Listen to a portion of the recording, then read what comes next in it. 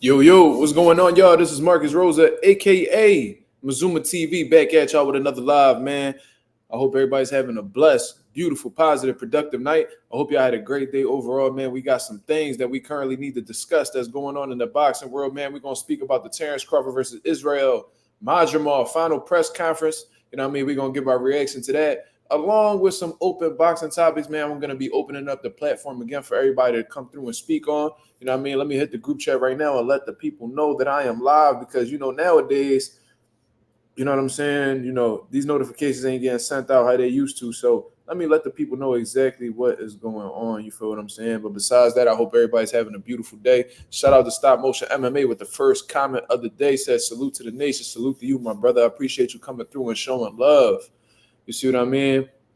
There were some things that had, came about in that final press conference on that Terence Crawford card, man. We're going to speak about, the face-off between Rayo Venezuela and Isaac Cruz, man. It's like you felt the tension in that face-off. We definitely going to speak about that. We're going to speak about the back and forth with both of the big babies, man, Jared Anderson and Gerald Miller. We definitely going to speak on that as well. And we're going to speak about Terence Crawford's comments that was directed, towards, the detractors. You feel what I mean? And possibly doing some foreshadowing of what's going to happen in that fight with Israil Madrimov. We definitely going to get into it. You know what I'm saying? Pagapati, he said, yo, Mazuma, have you seen Shakur's recent interview? I had seen that he had said something along the lines of somebody from Tank's team had reached out. So he had said that to send them an offer, but, an offer wasn't presented yet. I don't know if that's what you're referring to. If you are referring to that, yes, I did see that little segment, but I did not watch the interview in its entirety. So maybe there's some context that I'm lacking.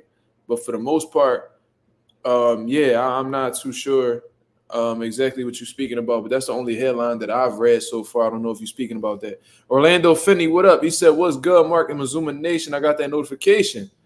You see how that shit rhyming? Nation notification. You know what I'm saying? That shit, it sound good. You know what I mean? Shout out to Orlando Finney for getting that notification. Yeah. He said that Tank team contacted him for a fight. The question is, in all honesty, who was it? I would like to know who it was that reached out to him. Was it one of the trainers? Was it Coach Kenny? Was it Coach Calvin? Or was this an actual person that conducts the business behind the scenes for Gervonta Davis, man? I would like to know exactly who that was. I don't know if Shakur specified that, but regardless, I guess that's a good sign. I mean, it could mean nothing. It could mean something. We won't really know. But, I think Shakur also mentioned that, Gervonta Davis and them never got back to them on the offer. And Shakur out in Paris right now just watching the Olympics. So it seems like that's something that Gervonta Davis is focused on right now. But in all honesty, I think it's more than that. I think that Gervonta Davis is waiting.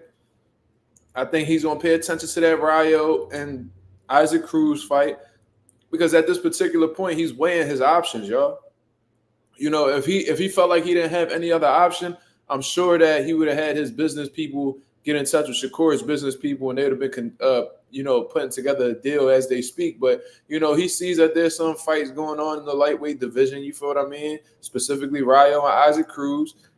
You know what I mean? He wants to see how that fight turned out, and then from there, he'll be able to make his decision and see what direction he's going to go in. So he may be silent right now, or his team might not be sending out any offers because they're weighing their options, man. They're trying to see how things are going to unfold. You know what I mean? If Isaac Cruz have a good performance, Gervonta might consider rematching him. If Rayo upsets Isaac Cruz, Gervonta might entertain possibly facing him. So we'll see. You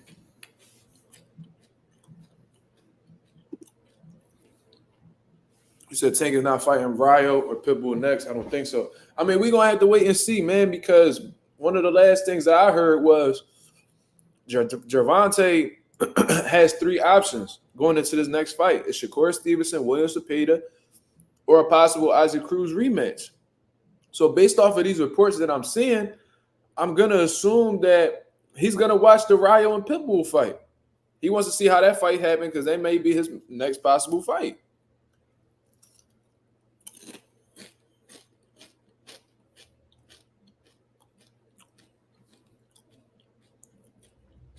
He said Tank could pick Rayo Could have picked Rayo, but he chose Frank. But that don't mean that he won't choose Rayo this time. He might have chose Frank Martin over him. He might have chose Frank Martin over Rayo at that particular time, but that doesn't mean he won't consider Rayo in the future. Especially if he beats Isaac Cruz. If he beats Isaac Cruz and he gets that WBA title at 140, Tank might move up to 40 and snatch that title, bro. He just might. Or he'll just bring the winner back down to 35 or whatever the situation is and get them up out of the way. He said you were fair for Rayo life if you get in the ring with Tank. Yeah, man. Rayo chin definitely will get cracked.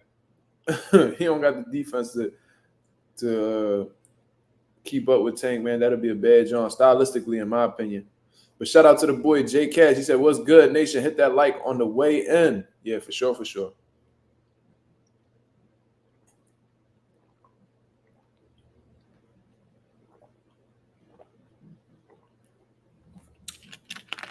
For sure. Shout out to everybody that's in the building showing love, man. I hope y'all hitting the likes. Let me check out the likes and see if everything is official. Let me see something real quick. We got 6 likes with 10 people in the building, man. Let's get 10 likes, man. Let's get it going. Let's get it popping. You feel what I mean? We definitely got to get the likes up, man. Shout out to everybody that's showing love and supporting the channel. You know what I mean? The channel is growing every day. Let me see exactly where the channel is at this particular time. We're at 2,144. You know what I mean? So we growing. We about to hit that mid 2,100 mark. You know what I mean? Next thing you know, we be at 2,200. You feel what I mean? So, I mean, we definitely growing, so I'm happy with what we got going on. I mean, per guy, I actually agree with you, but we don't know exactly. It all comes down to what Tank wants. You feel what I'm saying? Maybe, or what his team advises him to do. And most likely, he gonna rock with what his team tell him to do. You know what I mean? I feel like Gervonta has been a yes man in terms of like just going with the flow and just letting his team dictate who he fights and shit like that. You feel what I mean? I never really heard of Gervonta having some type of pushback on an opponent. It seems like they point him out and Tank be like, all right, here I come. You know what I'm saying? Like, let me go take care of this. Oh, y'all want me to, all right. I mean, it's like he's allowing them to hold his hand through the process, man. That's why, I'm very critical of Gervonta in terms of like getting a grasp on his own career. He let Floyd steer his career, that for that first half of his career, you feel what I'm saying?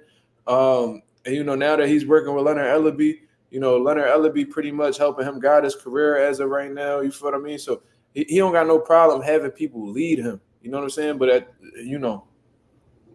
I would love to see Gervonta take control of his own career and just make his own moves. And do you really need an advisor at this point? Ain't no disrespect to Al Heyman, but it's like, at the level that you're at right now, I mean, you should be making your own moves. You know what I mean? And not really worried about what everybody else got to say. You take the fights that you feel like, you know what I mean, is necessary, or you take the best fights possible. You know what I'm saying? But it is what it is, man. You can't tell Tank to do anything. You feel me? He said, I like that interaction between Gerald and Jarrett. That's a good potential fight if both guys can win, Big Baby versus Big Baby. Oh, yeah, that fight is definitely cooking up. That little exchange that they had right there, even if whether they know it or not, that's just building up the fight between them two. You know what I'm saying? And Gerald Miller said, yo, if Jarrett get clipped by Bacoli, I still want to fight the nigga. You know what I'm saying? So he don't care whether, Jarrett Anderson win or lose. You feel what I'm saying? But they both had some tough fights, honestly, man.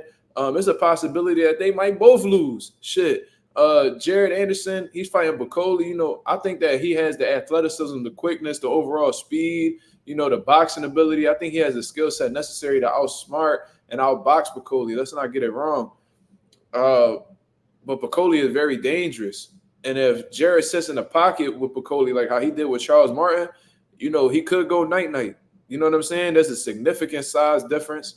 And it let me know that Jarrett Anderson might be an undersized heavyweight, but, maybe, his overall, like, abilities, athleticism and shit like that seem to neutralize it. But he's in a dangerous fight, man. Bacoli, like I said, he's beat some experienced vets. He got Carlos Takam on his resume in his last fight. He's beat the up and coming dudes, that came up around the same time as him, like Tony Yoka and shit like that. And Jared Anderson is levels above both of those guys, in my opinion. But at the same time, we can't ignore Bacoli had gotten stopped by a cruiserweight. In all honesty, Michael Hunter was a cruiserweight. You feel me? And he was able to get stopped by him. So who's to say that Jared Anderson isn't, likely to do the same? Jared Anderson has a high knockout ratio. I think his power is slept on. And we got to take into consideration that even though Jared Anderson is undersized, he's still a heavyweight. So, he packing some bombs in his 10-ounce gloves, just like these other heavyweights is. So we just got to be mindful of that. You know what I mean? Gerald Miller, on the other hand, the other big baby, he's facing Andy Ruiz, man, former unified heavyweight champion of the world. And Andy Ruiz is one of the most explosive fighters in the division. He's one of the quickest in terms of hand speed. He has some of the fastest hands. The explosiveness, the power, and the hand speed with Andy Ruiz is different, and it's a special ability that Andy Ruiz has. Now, Gerald Miller, I'm sorry, because their names are even similar in a way, Gerald and Jared and shit like that. Gerald, you feel what I mean? He brings a lot of pressure. He's a big dude, 300-plus pound fighter with a good engine, high volume type guy. You know what I mean? And he's pretty durable. You know what I'm saying? Like I said, I thought he was breaking down Daniel Dubois, but he just ran out of gas, which is something that he admitted, which was, good to see. It's good to see fighters take accountability for why they lost. You feel what I'm saying? But regardless, he went on to say that he ran out of gas, but this time he cut 45 pounds. So Gerald Miller is letting you know that he's in shape. You know what I'm saying? He's in shape, and he's taking Andy Ruiz very serious, and he actually had a training camp to himself. So those things in itself could play a factor in this fight. And with Andy Ruiz being extremely, inactive, Gerald Miller said that he was on the phone with Andy Ruiz. He was like, yo, man, they offering us to fight, man. Like, what's up? He was like, yeah, man. Andy Ruiz was like, yeah, man, I need to fight bad. So he was like, all right, man, all right, we going to fight. You feel what I mean? So that's how Andy Ruiz is looking at things. He needs to fight bad. He understands he's inactive, and ring rust might play a part. Gerald Miller came off of a loss, but he's fought recently. Andy Ruiz can't say the same. You know what I'm saying? So, they both in some tough competitive fights. Damn. These fights are so good, man. Shout out to Turkey El Sheik, that I can see how, the favorites could win, and I can see how the underdogs could win, honestly. You know what I'm saying? And that's how you got some good fights in front of you, when you could make a strong case for why, Andy Ruiz could win, Gerald Miller could win, Jared Anderson could win, Martin Piccoli could win. You know what I'm saying? That's how you got some good fights on your hands, and I'm really looking forward to seeing this shit, man. Like I said, I got some fights to attend to in Harrisburg, but thank God it happens early on in the day. Hopefully, we could get done around, 5, 6 o'clock or whatever. And then I could head home. And by the time I get home, it'd be like 8:30 or something, so that I could just fall back for the rest of the day and just watch this boxing and give you guys my live fight commentary. Be on the lookout for that, man. Saturday night, I'm going to be doing a live fight commentary for the entire card. Whether we talking about, and this is going to be probably one of my longest lives, if not my longest live, because I'm going to be commentating. I probably won't commentate the Andy Cruz, John, but definitely commentating the Rayo Venezuela Pitbull. We definitely commentating Gerald Miller versus Andy Ruiz, and then we also gonna commentate the Jared Anderson versus Martin Piccoli fight. We definitely doing that. So be on the lookout for that, man. If y'all not able to watch the fight visually, man, tune in to Mazuma TV and listen to my live fight reaction as these fights are going on. If you support the channel overall, man, shout out to everybody that's in the building. But like I said, man, I'm going to open up the platform for the people to come through and chop it up with your boy. You know what I mean? I do understand that it's late and motherfuckers got shit to do. People working, people, chilling in bed. So if you don't want to come through, it's completely understandable. I had my boy Mastermind on here for a 3-hour live that I did yesterday, man. Please go check that one out. It was definitely entertaining, some shit talk. You know what I mean? We even had a goofy on here acting like he knew boxing and he got exposed and shit like that. So You know what I mean? Go check out that previous live, but we definitely gonna get this live popping today. Like I said, we're gonna talk about this Terence Crawford versus Israil Madrimov final press conference. We definitely gonna talk about that. You feel what I mean? And one of the things I wanted to speak about was what Terence Crawford was saying, and he brought up a valid point. And he said, like, each time that I moved up in weight or I fought a top tier guy, they always mention on how that person may be significantly bigger than me, and how I might not have the pot. I might not be. These guys are bigger and stronger than me. Then I prove you wrong every time. And I absolutely agree with that, because I remember when he was making the transition to welterweight, and he had to face Jeff Horn. Now, Jeff Horn, he had a close fight with Manny Pacquiao or whatever. There's people that believe Manny Pacquiao beat him and shit like that. But regardless, what doesn't change is that Jeff Horn was a huge welterweight. You know what I mean? Real rough, rugged guy. He was a pretty strong dude, moving Pacquiao all around the ring.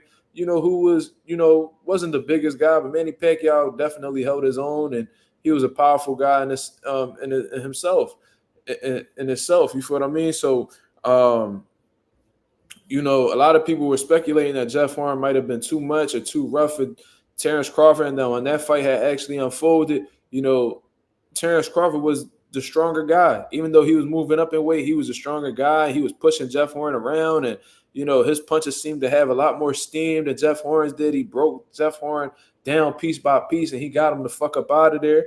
You know what I'm saying? So he was able to prove us wrong at that point. And then the biggest fight of Terence Crawford's career was against Errol Spence. And, I heard it from everybody. Like, I remember there was this big Errol Spence fan channel, which is nothing wrong with that. He rocking with his boy. He was like, yo, watching this fight against Errol Spence and Terence Crawford is like watching your favorite dog get hit by a Mack truck. You know what I'm saying? Alluding to the fact that Errol Spence is the Mack truck, and the dog, your favorite dog, is Terence Crawford. You know what I'm saying? So everybody assumed that Earl was bigger. He was stronger. You know what I'm saying? He was the bigger puncher. You know what I'm saying? And because of that, Terence Crawford was going to have a rough night. But then we obviously saw that Terence Crawford not only was the bigger puncher, he was a stronger guy physically as well. He was pushing Earl all around the ring and, all types of shit. You know what I'm saying? So Terence Crawford has shown us time and time again that, not only is he, a physically strong dude, but he's a big puncher as well. And I think that, at 154, I think he's going to, have that same strength. I think he's going to have that same punching power. I think that will carry over to the 154 division. I think Terence Crawford, struggling to make 147, I think that was his body telling him that, it was time to grow. You know what I mean? It was time to no longer hold the weight down and, move on to the next chapter, which is 154. And I think he'll acclimate to the weight fairly quickly. And I think this will be his cap weight. You know what I mean? I think this will be like the last weight class that Terence Crawford really shows that he does well in. You know what I'm saying? Like, where he's able to show that, like, it's like his final weight class in terms of showing like how he could perform at his peak, in my personal opinion. You feel what I mean? I think the strength will be there. I think the ring intelligence will be there. I think the timing will still be there.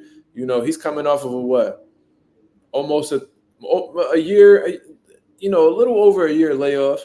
You know what I'm saying? Because I think he fought like July 29th of last year. Now he's fighting August 7th? No, August 3rd. So we'll definitely be seeing how Terence Crawford does in this bout, and I got him as a significant favorite. Madrimov, he's explosive. He got good power. He applies pressure, but I do think that he gets reckless at times, and I think he leaves a lot of openings. And Errol Spence left a lot of openings as well, and Terence Crawford was able to time him very good. Beat him to the punch, and this could be a very similar situation. And I could see Israil getting running into some big shots from Terence Crawford.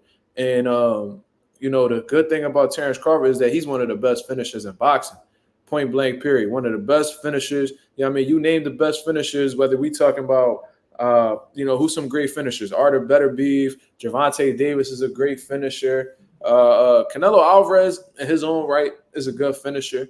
But there's times he let people off the hook. But he got some good finishing skills. I ain't going to lie to you. But I'm going to take him out the list. I'm going to say Beterbiev.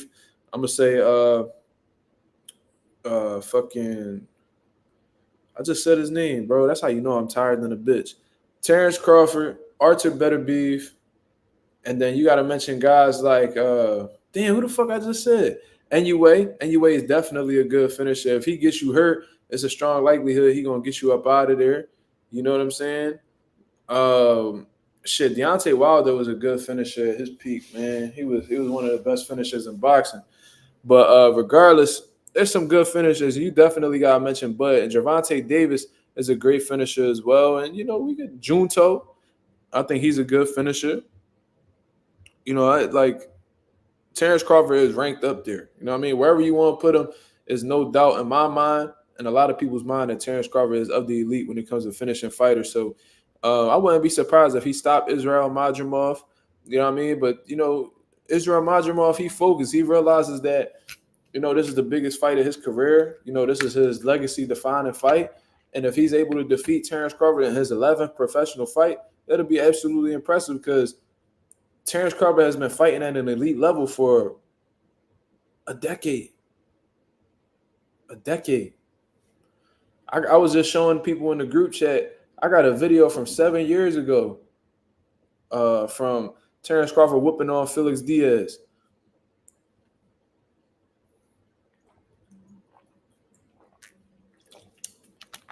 And Terence Crawford was being considered pound for pound number one around that time. 7 years ago, that was 2017.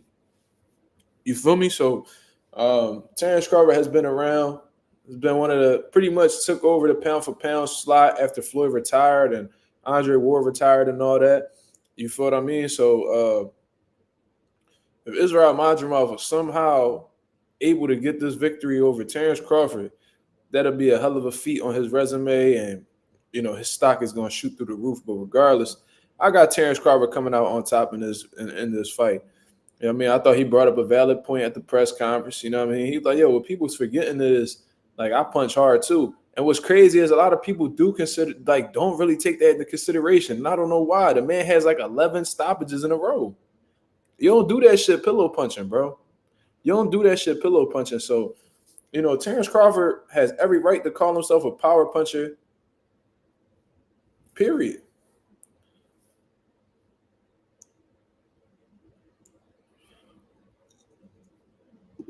Shout out to the boy Anonymous. He said, facts. I was going to say that Madrimov has a lot of key tendencies. Like, he leaps when he throws the left hook.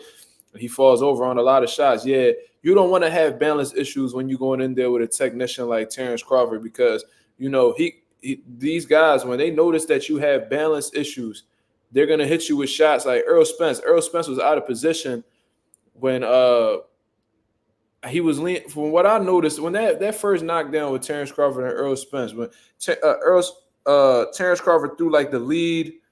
Well, he threw the lead left hand and threw the jab right behind it, and Earl fell right into the jab. Earl was leaning forward, real front leg heavy. And, when you in your boxing stance, you're supposed to have like you're supposed to be sitting down and having like a good distribution between the back and the front leg in terms of sitting your weight down. If you get real front leg heavy, that could be a balance issue. You know what I'm saying? Yeah, it was a 2-1. It was a lead left hand, and he followed through with the jab. You feel what I mean? You don't want to have balance issues going in there with Bud because he's going to expose that, and, he going to have you all over the place, bro. You know what I'm saying? And those little tendencies like that, I can see Madrimov getting a little excited. You know what I mean? He might land a combination or whatever. He might have a moment in a round where the people go crazy. He might get a little excited, lose focus, leap into a hook and then run into a shot on the way in. And you know what I'm saying? Terence Crawford is that crafty, yo. He is that crafty. I'm trying to tell you something good. We've seen it. We've seen it when he's been in there with high-level fighters like Errol Spence. And I know we had that goofy yesterday come on here and talk about how Errol Spence is overrated and all this other shit, which I don't know how the fuck you could ever say that about somebody like Errol Spence, who really took on top dogs, got a great resume in the welterweight division, but it is what it is, man. People just be talking out the side of their neck. You feel me? Let me see exactly what this says right here. My boy Anonymous said, I noticed Crawford has a 2-1 in his bag. Whenever he needs it, he used it 2 more times in the third round against Spence. I rewatched it yesterday. Oh, okay. I mean, you know who had a good 2-1 as well? Lennox Lewis. When he fought Evander Holyfield, he was throwing the 1-2. He was throwing the 1-2. And Holyfield, being the intelligent fighter that he is, he made the adjustment. to neutralize that shit. So what Lennox started to do, he switched it up. He was like, all right, you adjusted to my 1-2. Now I'm gonna throw the 2-1 to throw you off. And he did that. He was just on point with it, man. He kept varying it, and Holyfield had a difficult time trying to interpret what Lennox Lewis' next move was. You feel me? So that's a fact, man. Like he definitely got that in the bag, and you should. I feel like all fighters should have that in the bag, because what people don't understand is when you lead with your backhand, you are out of position.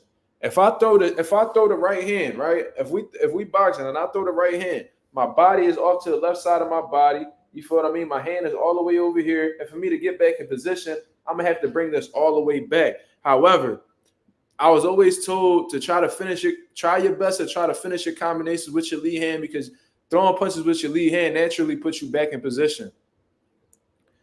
You feel what I'm saying? So, if you throw the right hand, you out of position. But if you come back with the left hook, you in position. All you gotta do is just bring your hands back, shift. You feel what I'm saying? So the 2-1 should be in everybody's book, because if you shoot the right hand, and let's say you miss it, and you bring the lead hand right back too, even if you miss the jab as well, you right back in position and can react defensively. You know what I mean? And have your balance, and you have all your shit together. You feel what I mean? So that's a great thing to have in your arsenal. And Terence Crawford's 2-1 was beautiful. It was beautiful. And it was a shot. The reason why that shit had dropped early is because he didn't expect that shit to come right behind the lead hand. You know what I mean? So it was a beautiful thing. And if you're a fighter, you should definitely know how to throw the 2-1. You should definitely have that in your bag. So that's some good shit right there. That was a good thing you noticed as well.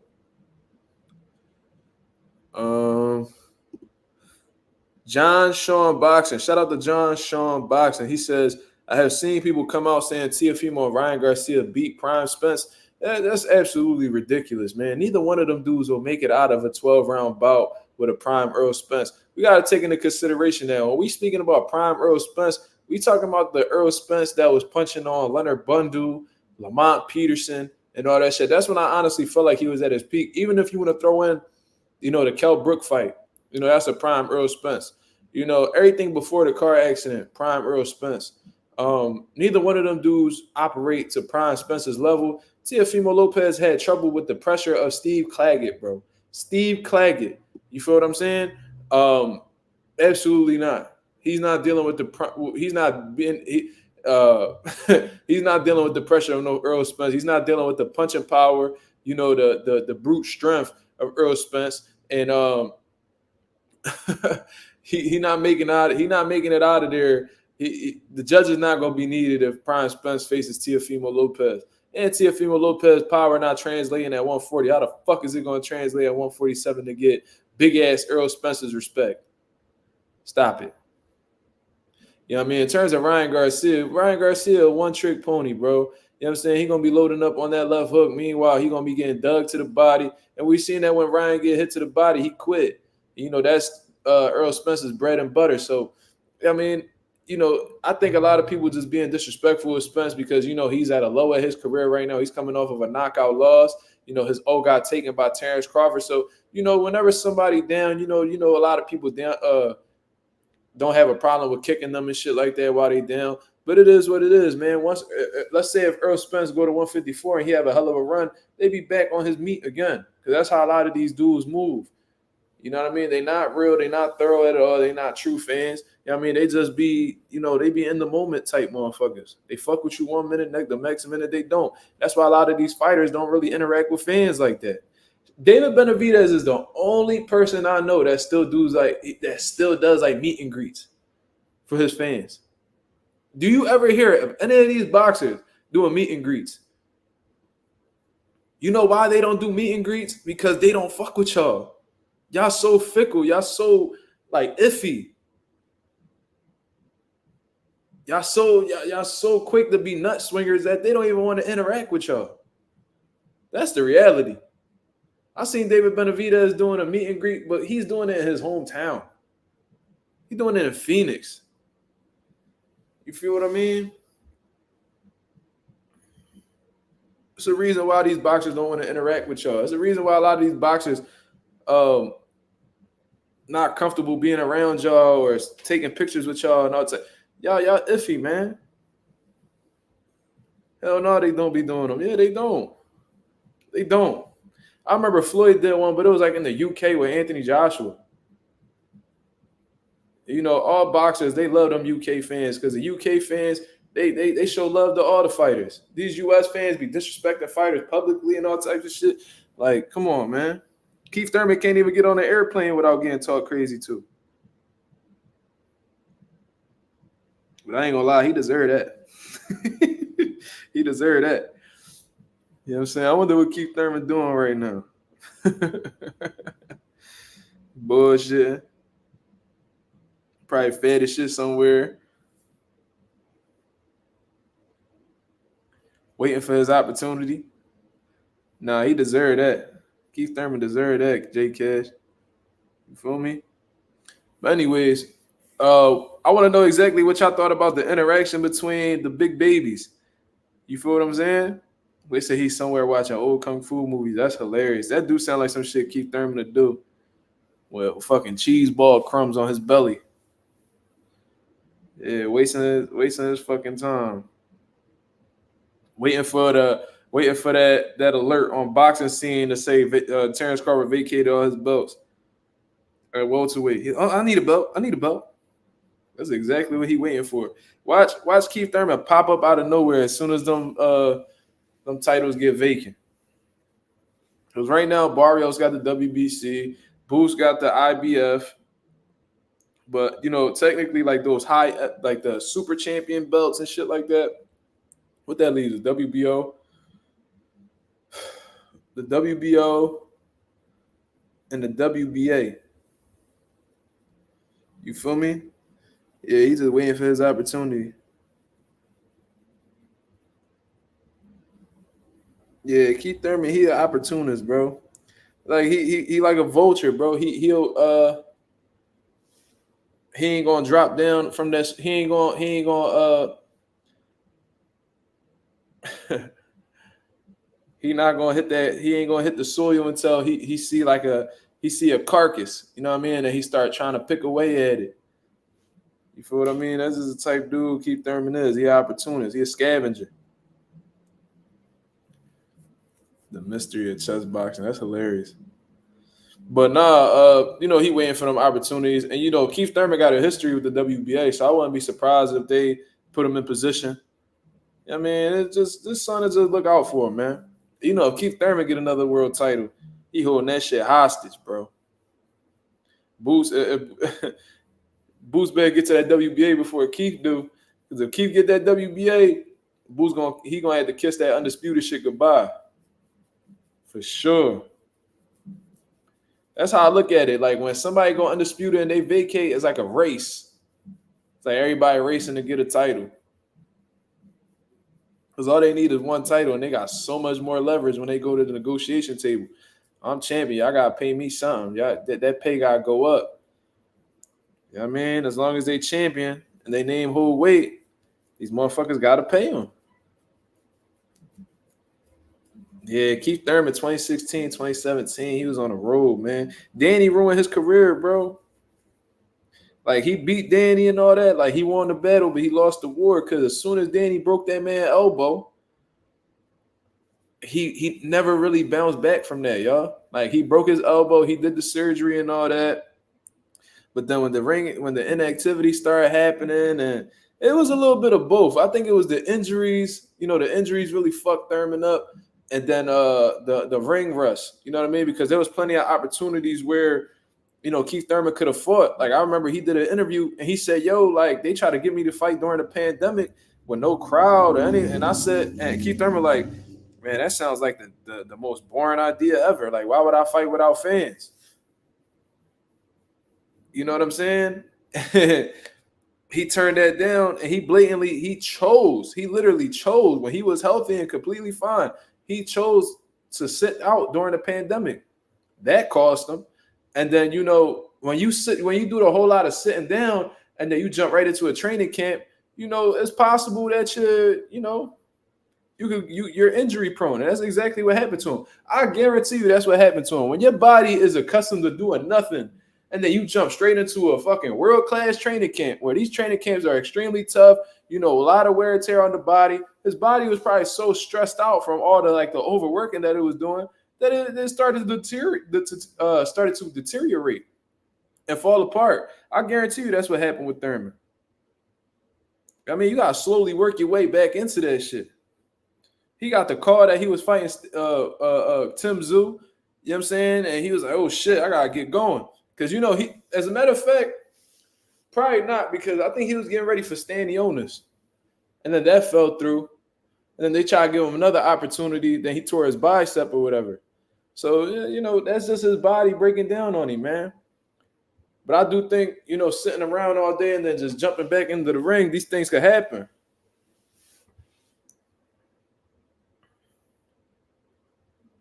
That's like having a car sit around all day. You know what I'm saying? That oil just sitting at the bottom of the joint, and you just want to take that shit down the highway and ride up and down like something. That check engine light bound to come on. Keith sometime Thurman. Yeah, that's a fact. Keith part-time Thurman. You feel me? Yeah, Keith part-time Thurman. That's a fact.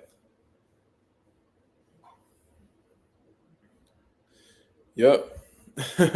Ralph with a great point. He said, that's crazy. Earl was almost unalived and got back in the ring against Danny in 2020 before Thurman came back in 2022. Yeah, bro. Yeah, that's embarrassing, bro. Keith Thurman wasted a lot of his prime years doing nothing, bro. Inexcusable. And then, he don't want to take. And what's crazy about Thurman is, he let all these dudes pass him up. But somehow, some way, he tries to argue as if he's still ahead of these guys. Bro, no, you're not. A lot of shit done changed since you left, my nigga. You know what I'm saying? When you was out here being inactive and, just sitting on the couch and watching the world pass you by, bro, Jaron Ennis was building his name, bro. And by the time you start really getting back in the mix, Boots became more popular than you. He became more relevant than you. Then you want to sit around and act like, you the top dog and, Jaron Ennis is below you. Nigga, he's the IBF welterweight champion of the world. You got your ass whooped by Pacquiao and you never got your belt back, bro. He's a lot more relevant than you. He's a lot more popular than you. He's the bigger draw than you right now. This stock is down the drain.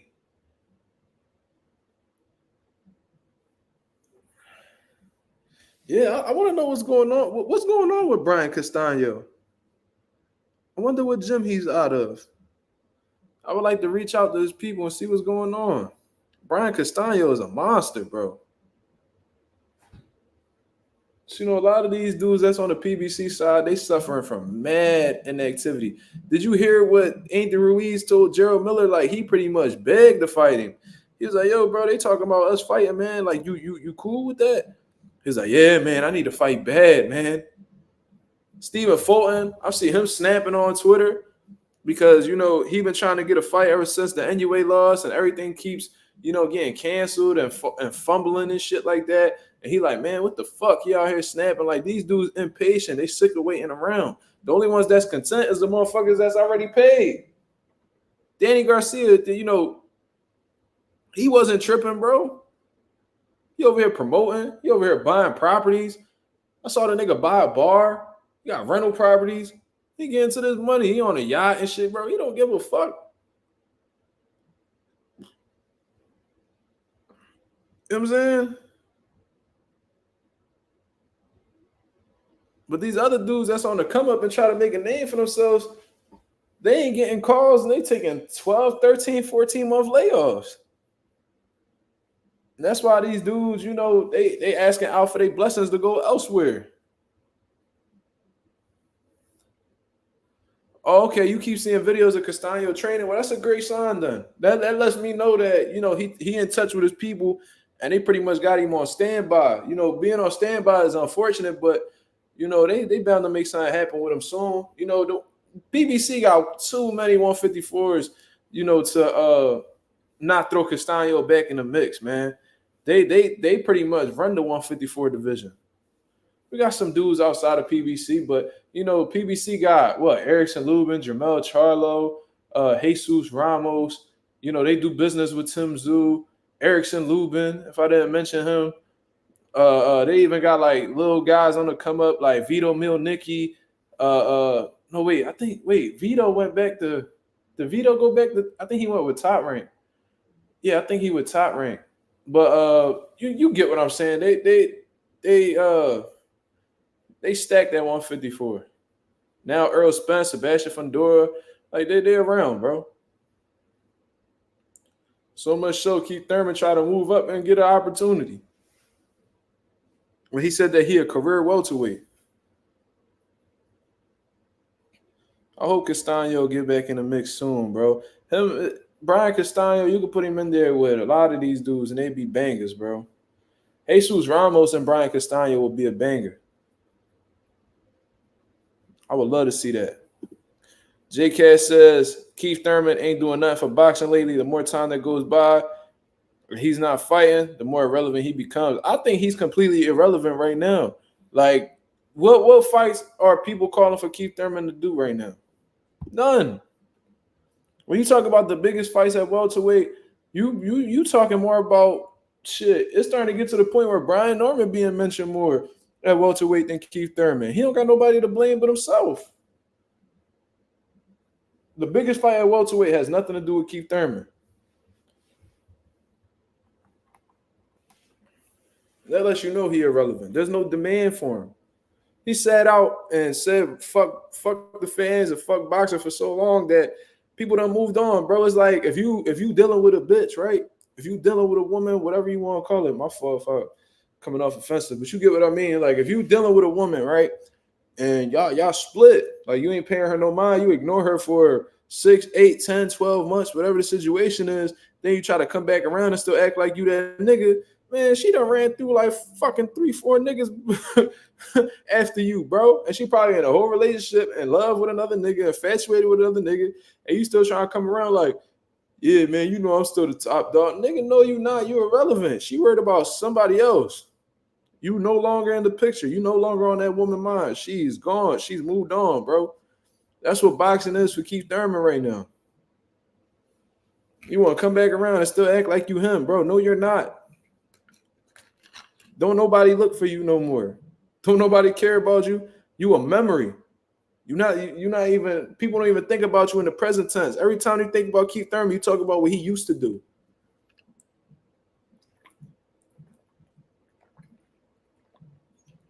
And that's the reality.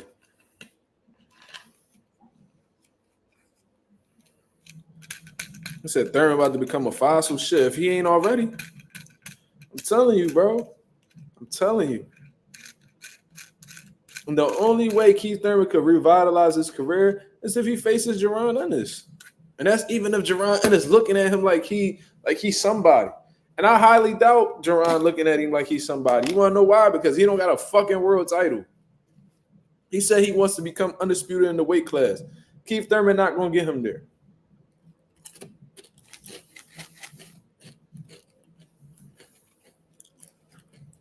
Davon Dawkins, what up? Keith, weak to the body, Thurman.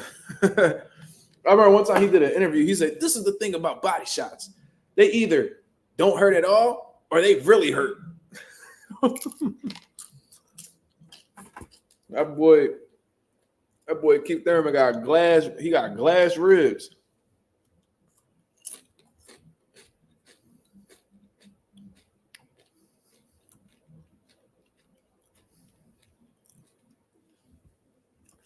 J Cash with a good question. He says, do you think the big babies getting into it is going to cause any type of distractions or mishaps in their fight? Was them getting into it more of them being competitive or not focused on the guys? Well, Gerald Miller talks shit, bro. Like, that's just what he do. And he could have a whole opponent in front of him. And if he feel a way about somebody that happens to be at the press conference, he going to call him out. In his last fight, he was talking shit to Anthony Joshua when he had Daniel Dubois in front of him. I mean, that's just how he do. You know, he's just a shit talker. I don't think that's him, like, losing focus in the fight or what have you. Jared Anderson, on the other hand, he didn't even seem like he wanted to engage with Gerald Miller. I mean, he was just like, oh, he just all talk. Yeah, that's just all talk. Like, he didn't give him too much. And I was kind of surprised by that because Jared Anderson, he liked to talk shit. I mean, he liked to run his mouth. He kind of give me AB vibes.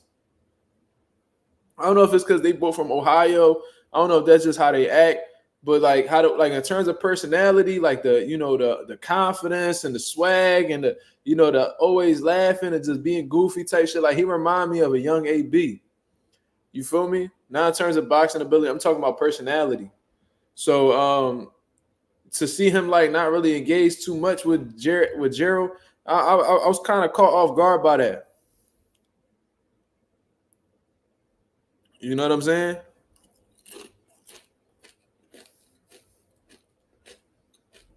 Mm-hmm. Ralph said, "Do I think Morrell beat the dude?" I ain't gonna lie to you. I never seen the dude fight. So if there's anybody that watched David Morrell's opponent fight, let me know how it is and what you think about Morrell's chances. I know this. I know this for a belt. Davon Dawkins with a question. He says, "Why is it that Big Baby wasn't talking crazy to Ruiz like that, but he does it to everyone else?" Well, for one, they actually got a friendship. I heard that they good friends, and two, Andy Ruiz not really gonna talk back crazy to him. So it's like, is there any really point? Is there any real point in talking crazy to Andy Ruiz? Andy Ruiz looked like he'd be happy to be wherever the fuck he at. He's like, yeah, we'll see.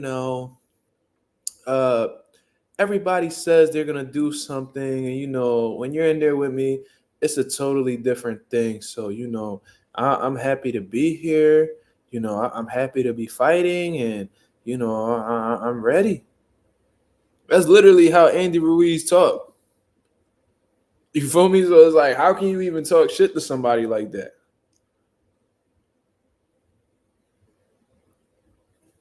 You feel me? It's just like you can't. And Gerald Miller was like, yeah, and I'm fucking Andy Ruiz up. Andy Ruiz is just like what the fuck? I'm like, yo, this dude, like Andy, like he don't even be open. It'd be closed mouth smile. Like, bro, you can't niggas like Andy, you can't phase him, bro. You cannot phase Andy. I'm trying to tell you. Like I don't have friends like that in high school where like you try to bust on them or you try to get them mad and shit. They just sitting there like just happy to be their ass niggas. That's how Andy Ruiz is. Yeah, I worked hard this camp and I'm facing a good friend of mine and Gerald Miller and there's gonna be it's gonna be a good fight. I'm just glad. I'm just happy to be back. Thank God, my Lord and Savior Jesus Christ. I'm like, nigga, man, shut the fuck up, man. All that positive shit. Shit.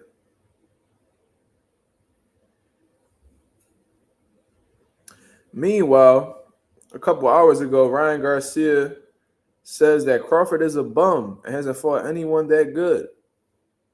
Went on to say, Crawford is lucky I can't beat his ass because I'm banned. Heard they struggling to sell them tickets. You overpaid Crawford. You know it. Don't gas yourself up. I will destroy you. Didn't Gamboa hurt Crawford? He is a bum. Stop overhyping a bum that fought a damaged Earl Spence. He is a bum. I'm tired of y'all hyping this bum up. I just don't like when athletes have some type of voice, but they become pussies and fear of money. I get upset.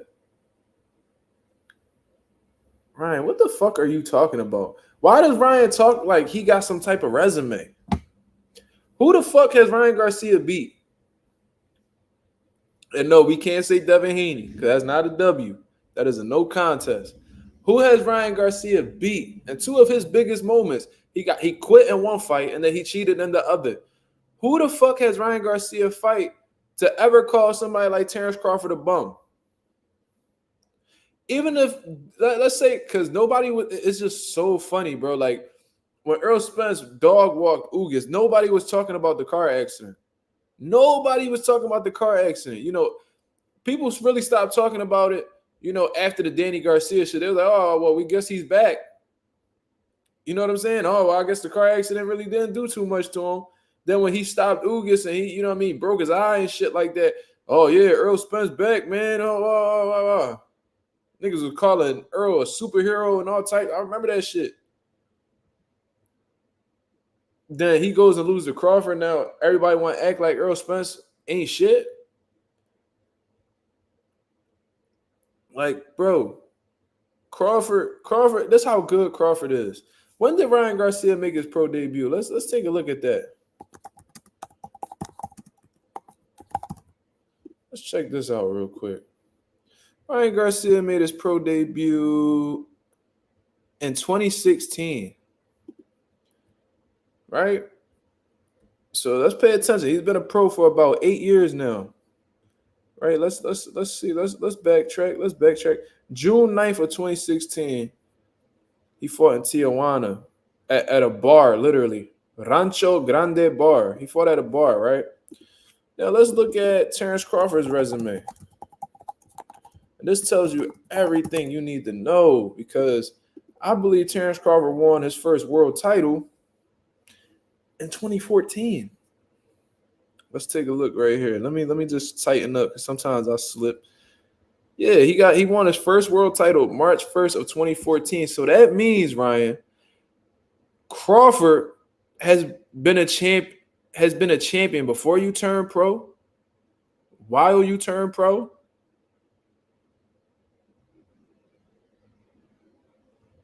and after. And you know, he's been relevant longer than you've been a professional fighter. He's been relevant and has been fighting at a championship level longer than you've been a fighter. You've been a pro for 8 years. And you gonna call this man a bum? Make that shit make sense, bro.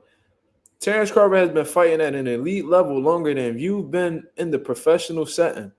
And Ryan Garcia has what? Well over 20 fights now? You got 25 fights. You had a whole 25 fights in your career, all the way back 2016. And Terence Crawford is still above you. What the fuck is your resume looking like, Ryan? Who have you beat? Who have you beat? The best nigga on your resume is who? Javier Fortuna? Luke Campbell? A UK level fighter? Come on, bro. You gotta do better than that. Come on, dog. Niggas need to tighten up, man. They ain't making sense out here. You shouldn't have no room for criticism on any fighter if you are not doing better than them. There's no way I could talk about a millionaire being broke if I don't have more money than him. J. Cole said it. If you broke and you clowning a millionaire, the joke is on you. Now, we're not talking about money, but in terms of like you calling somebody a bum when they've accomplished more than you, nigga, the joke is on you. You're a fucking clown. Yeah, I seen Luke Campbell. Yeah, Luke Campbell had the nigga falling with his hand behind his back on some Family Guy shit. You know what I'm saying? You know, on Family Guy, when they fall, the fucking hand be like this and shit like that. Yeah, Luke Campbell had Ryan Garcia all folded up like that on the corner. You feel what I mean? This how he fell.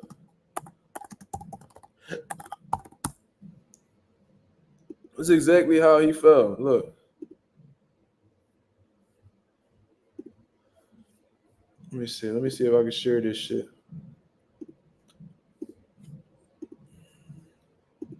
Look, this is exactly how he fell.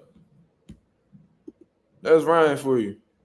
With the hand behind the back and all that shit. Watch that when he got dropped by Luke Campbell. That'll tell you everything you need to know. It's just like Ryan Garcia, bro. He's a fucking goofy. And on some real shit, bro, a year not long enough. It's not long enough. On some real nigga shit. Shit is crazy. Like you struggle. Like you had to go tit for tat with Oscar Duarte, bro. You had to go tit for tat with Oscar Duarte.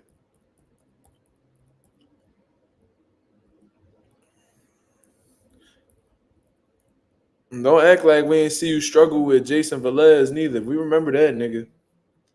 We remember that. I don't give a fuck what them scorecards said. Don't act like we forgot. You know what I'm saying?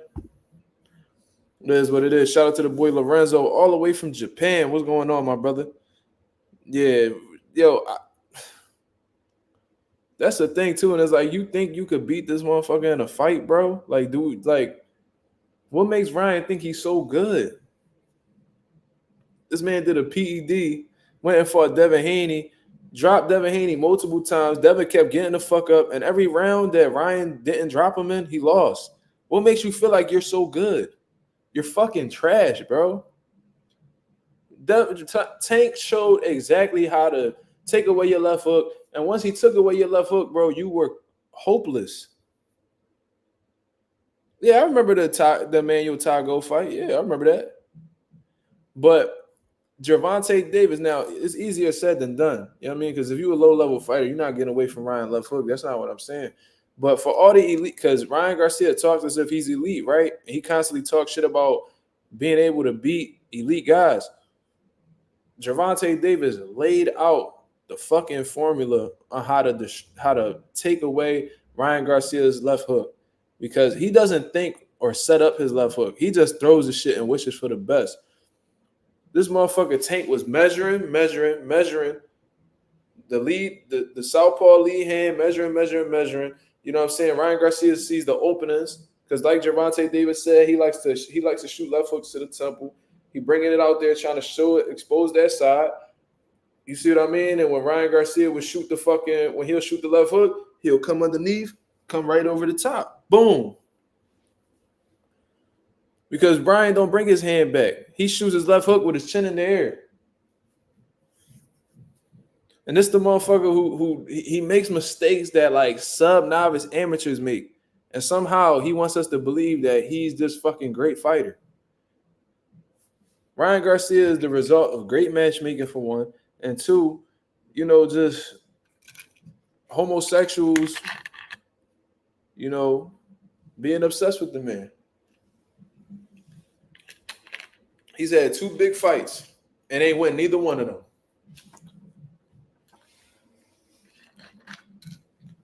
He's a very reactive fighter, but he doesn't think when he's in there. He even told you, he was like, man, I got bored in there. So I just was like, fuck it, bro. That's a lack of focus and that's a lack of IQ. Ryan Garcia is not a smart fighter. He's trash. You take his left hook away, it's going to be easy pickings.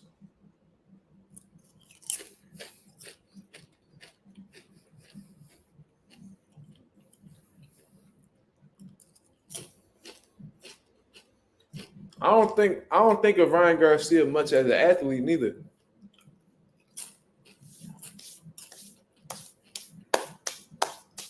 He got fast hands. I guess you could consider that athleticism, but everything else on him slow.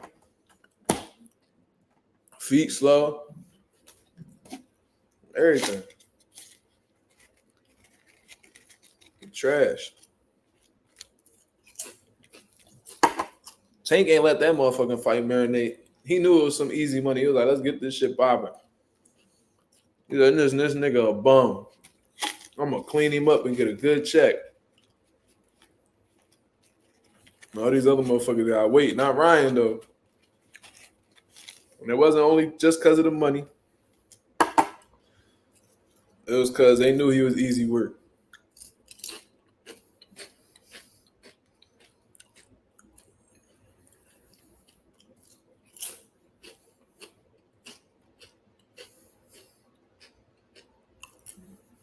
Tank said Ryan was slow. Yeah, I remember that. He said it in the locker room.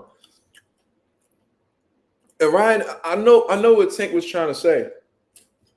He's not saying like he's slow like that.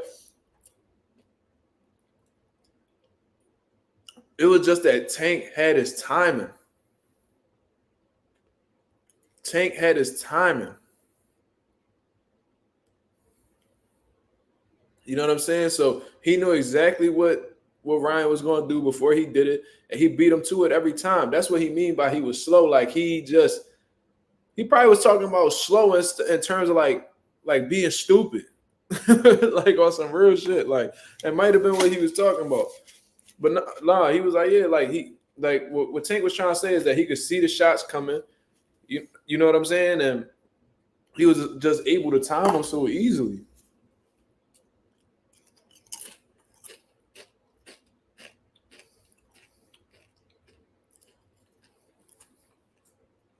Tank was definitely studying Ryan.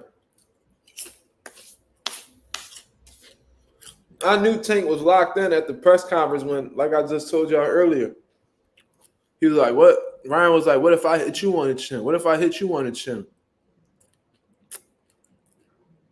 And Tank was like, you don't hit people on the chin. You hit them on the temple. And I raised my eyebrow and I was like, Tank been studying, bro.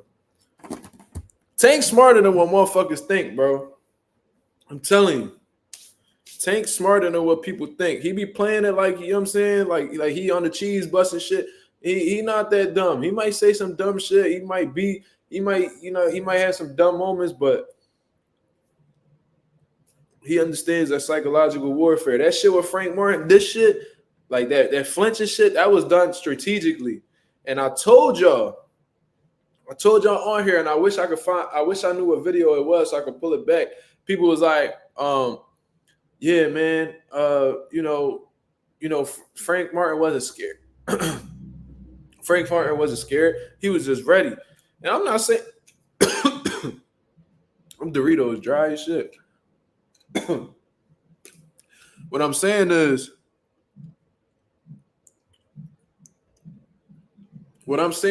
that when he did that flinch shit with Frank Martin, Jesus Christ.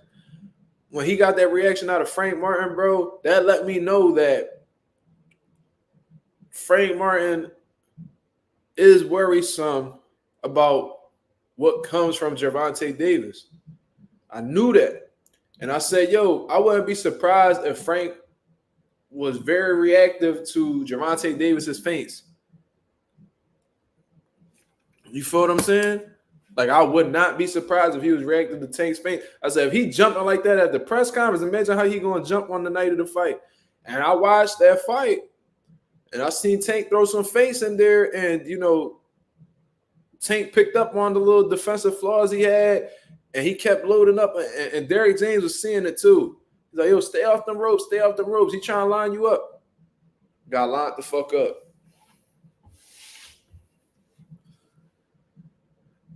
And people was like, nah, man. I'm like, all right.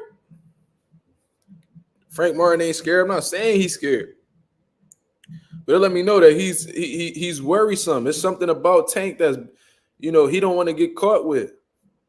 Psychologically, I don't care what Frank Martin say. He was worried about Tank power. I'm telling you. There's no reason why you should be jumping that hard at no press conference. When the fuck Tank has ever swung on anybody at a press conference? He ain't about to fuck his money up. He not, like I said, he not stupid how y'all think he is. You feel me?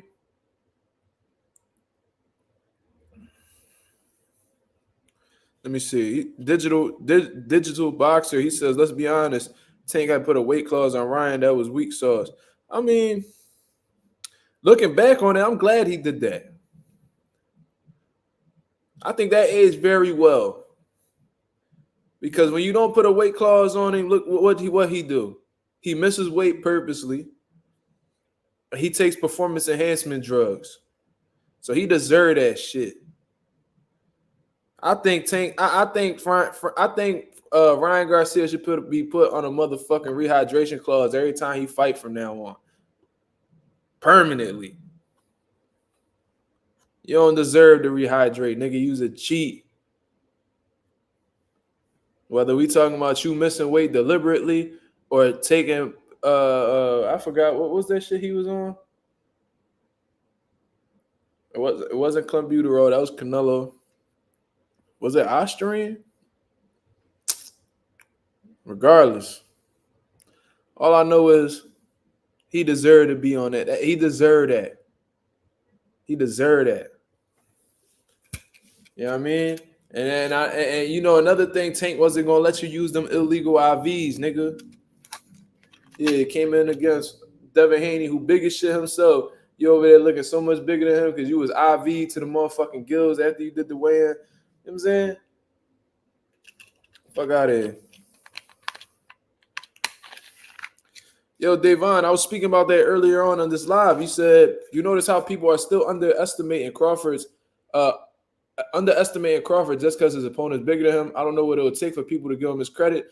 Well, you just gotta. That's just the reality, bro. That's just how the sport go, man. You gotta. And Andre Ward spoke about this in previous interviews.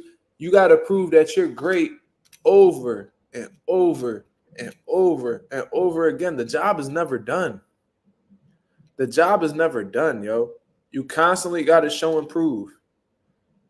You know what I'm saying? There's always going to be questions, especially when you're fighting at an elite level. Every time Floyd fought, I always heard at least one person say that he going to get upset. This motherfucker fought Robert Guerrero. And there was people like, yo, man, I watched Robert Guerrero fight Andre Berto, man. I don't know, man. He might rough Floyd up, man. He a dirty fighter. He might hit Floyd with an elbow. You got to constantly show and prove. So it's like the people know you great. They know that you're capable of great shit, but you know what I mean? Them overthinking and, you know, thinking about all these different scenarios, it may come across like they're not giving him credit. People that's not giving Crawford credit at this point, they haters. You can't listen to them. But like just like the boxing fans in general, they just want some questions answered. That's how I look at it. You feel what I'm saying? But in terms of, you know, Crawford has proved me wrong. He's proved y'all. He might have proved y'all wrong a few times. When he fought Jeff Horn, I was like, yo, the only thing I'm really concerned about is like the roughhouse tactics and, you know, Jeff Horn being, you know, bigger and stronger. That wasn't the case at all. You know, Bud was moving them all around. You would have thought that Bud was the full-fledged welterweight at the time. Then with Errol everybody always talking about how strong Errol was. Danny Garcia was like, yo, like his power was all right, but what stood out to me more than anything was how strong physically he was. So everybody, you know, gave Errol credit for being like a physically strong dude, being a strong, sturdy dude. But Bud was pushing this dude all around the ring like he was nobody. But then I've seen, you know, let me see.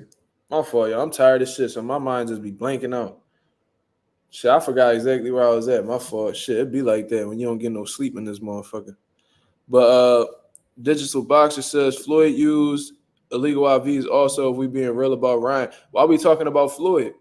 From what I heard, Floyd got an exemption for them IVs. You know what I mean? Ryan Garcia didn't. That was cited when he was being penalized by the New York State Athletic Commission. Floyd got an exemption for that, which means that it got approved by the commission. Those are two totally different scenarios. I love how people always try to use black fighters as scapegoats for why, you know, fighters of a certain complexion could get away with shit.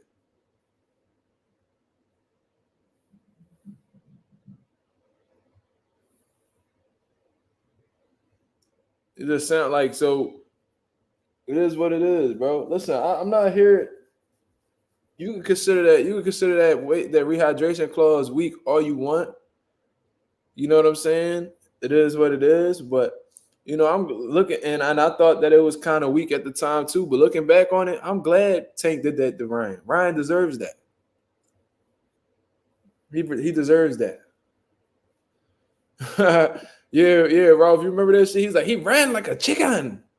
He ran like a chicken. And Floyd Sr. was like, fuck you, you motherfucking sissy, you fucking sissy. That shit was hilarious. Floyd Sr. versus Ruben Guerrero. That shit was the bid. He ran like a chicken. And Floyd literally stood in the pocket with Robert and fucked him up for 12 rounds. Floyd hurt his hands on Guerrero. If not, he probably would have stopped him. Crawford was hella stronger than Spence. Yes, he was. Yeah, whenever people be on the defense about a certain fighter, because what he's doing right now, he's running to Ryan Garcia's aid right now.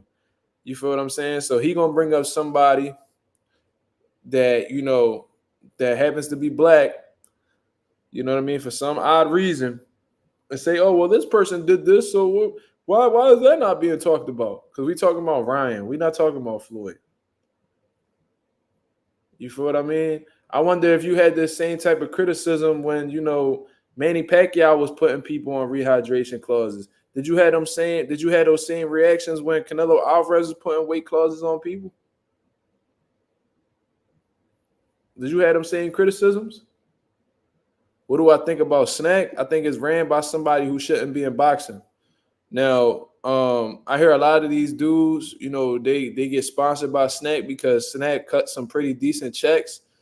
But in terms of Victor Conte being allowed in the sport while Louis Resto is never able to come back in the sport again, I think it's kind of ass backwards. Victor Conte contributed to one of the most dysfunctional things in boxing, and that's having performance enhancement drug users in it. You feel what I mean? When you teach somebody how to inject steroids, you're enabling something that's cancerous to the sport.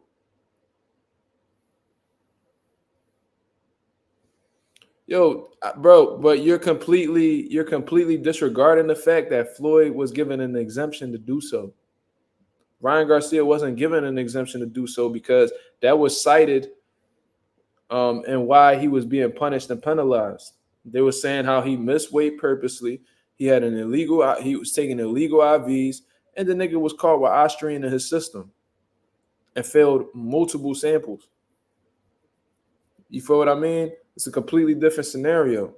So if I'm telling you that Floyd actually got an exemption for this, which is something that you could look up in itself, and you're still trying to use Floyd as an example, I'm gonna think that I am gonna pull out the race card because I'm telling you how those two things were completely different, yet you still trying to use Floyd as an example and trying to make it seem like Floyd and Ryan was doing the same shit when they wasn't. You feel me? Yo, Slime, you wildin'. Don't matter where he was coming from, bro. Tank came from 130 and he fighting motherfuckers at 135, 140 who blow up to 160 pounds. Ryan Garcia, how much Ryan Garcia said he weighed? 165? Okay. And Floyd, and it is what it is. Manny used clauses as well. But look, you see how he justifies Manny using clauses, but doesn't want to, look, and he calling him stank at all. It's crazy.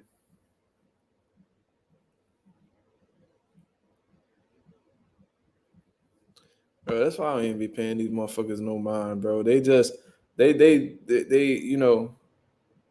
energy not the same for everybody, bro. It's not. So that's why I don't even be paying attention to these dudes. If this energy was consistent with everybody, then I would respect their opinion more, but that's just not what we doing.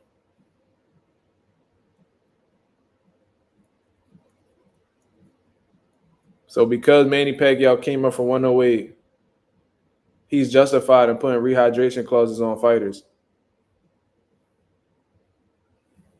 Meanwhile, when Tank do it, he's weak against dudes who blow up to middleweight. You feel me?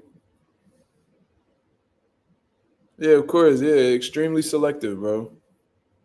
The energy is never the same for certain fighters. I've been around this YouTube shit for a long time. I already know how this shit go. But yeah, man. I pretty much gave you guys everything that I could do tonight. You know what I'm saying? I'm gonna take a couple more questions and I'm gonna get up out of here, man. I appreciate everybody that's coming through and showing love, of course. You know what I'm saying? This wasn't the most viewed live or anything like that, but it is what it is, man. You're gonna have your ups and downs, and sometimes people gonna come through, sometimes they not. You know what I'm saying? It is what it is. What can I do? But shout out to everybody that's in the building nonetheless and that's been rocking with the channel. You feel me? Man. Let's get a couple more questions before I get up out of here.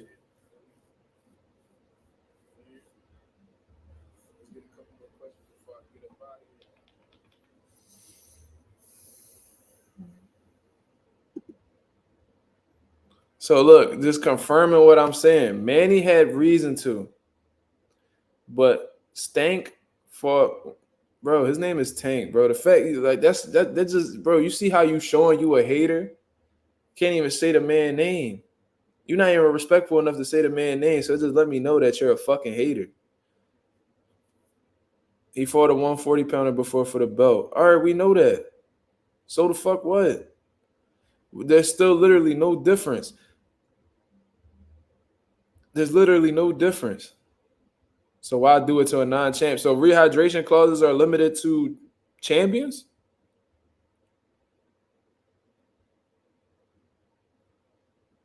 This dude ain't making no sense, bro. Mm-mm-mm. So Manny Pacquiao is justified in doing a rehydration clause, but Tank isn't.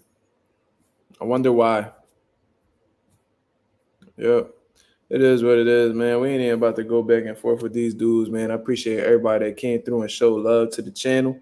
You know what I mean? Y'all hit the like, y'all hit the subscribe button. You know what I mean? I promise y'all I'm gonna come back with a more energetic live. You know what I'm saying? I'm just exhausted. And I ain't gonna lie, I really had to push myself to go live tonight. So shout out to everybody that's in the building. I hope y'all have a beautiful night. Y'all hit the like button on the way out. Of course, if y'all could like and share the video. Yo, another thing. Um, I am still considering doing that raffle for the Jerron Anderson, Jared Anderson gloves. Like I said, I'm gonna have 20 spots, $10 each. You know what I mean? Once those spots get filled up, you will be selected at random on live for the people to see, to let you know that this ain't no, foolishness, or you know what I mean? I'm just picking people out of random and just giving them the people I prefer. It will be selected at random. Whoever is able to get that boxing glove, I will send it right over to you wherever you are, and you will have an autographed boxing glove from Jerron Ennis and Jared Anderson. You feel what I mean? And I have proof if necessary. So, you know what I'm saying? That's all I really gotta say. You be on the lookout for that one. I'll be back at y'all with the video tomorrow. You know what I mean? With my final predictions for each of the fights that'll be going on Saturday night, along with another live. So be on the lookout for that. I hope y'all have a blessed, beautiful night. Peace.